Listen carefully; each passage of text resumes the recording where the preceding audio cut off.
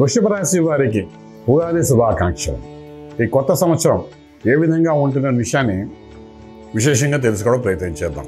శని యొక్క సంచారం, గురుడు యొక్క సంచారం, రాహుకేతుల్లో మార్పు, వీటి యొక్క ప్రభావం అన్నది ఈ కొత్త సంవత్సరం వృషభ రాశి వారికి ఆదాయం ఏ విధంగా ఉంటుంది, వ్యయం ఏ విధంగా ఉంటుంది, రాజపూజ్యం ఎలాగుంటుంది, అవమానం ఎంతవరకు ఉంటుంది అనే విషయాలు విశేషంగా తెలుసుకోవడం ప్రయత్నం చేద్దాం.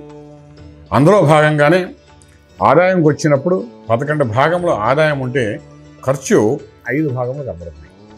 అంటే ఆదాయం 11 భాగంలో, ఖర్చు 5 భాగములు. అంటే ఎర్నింగ్స్ అనేది అద్భుతంగా కనిపిస్తున్నాయి.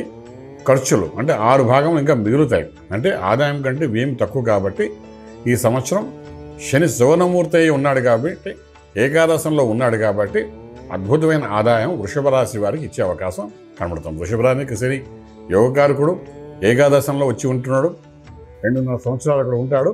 అందులో భాగంగా వస్తూనే వృషభ రాశి వారికి మంచి యోగాన్ని ఇచ్చే అవకాశం ఉందని చెప్తామన్నమాట. అలాగే రాజపూజ్యం, అవమానం దగ్గరికి వచ్చినప్పుడు రాజపూజ్యం 1 భాగం కనబడితే అవమానాలు 3 భాగాలు కనబడతాయి. వ్యవసాయ రంగం వారికి, రైతాంగానికి, పౌల్ట్రీ హ్యాచరీస్ రన్ చేసే వాళ్ళకి ఆదాయ విషయంలోకి వచ్చినప్పుడు చక్కగా ఇన్వెస్ట్మెంట్ ప్లాన్ చేసుకుంటూ వెళ్ళొచ్చు. ఈ సంవత్సరం పంట బాగానే ఉంటుంది రైతాంగానికి.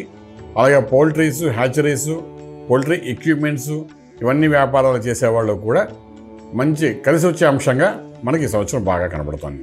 అలాగే విద్యార్థుల దశకు వచ్చినప్పుడు కాంపిటేటివ్ ఎగ్జామ్స్ రాసే వాళ్ళకి, విదేశీ విద్య కోసం గురు యొక్క అనుగ్రహం మే వరకు ఉంటుంది. మే 15వ తారీఖు వరకు వృషభంలో గురుడు ఉంటాడు కాబట్టి అనుగ్రహం ఉంటుంది.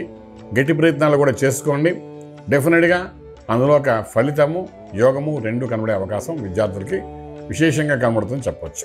అలాగే ఉద్యోగము, వృత్తిరీత్యా, వీసా ప్రాసెసింగ్లోని H1B వీసా కోసం ప్రయత్నం చేసేవాళ్ళు, అలాగే విదేశాల్లో ఎక్స్పోర్ట్ ఇంపోర్ట్ వ్యాపారాలు చేసేవారు, వీళ్ళందరికీ కూడా వీసా కోసం చేసే ప్రయత్నాల్లో కూడా కొంత సఫలీకృతమయ్యే అవకాశం బాగానే కనబడుతుంది చెప్పచ్చు.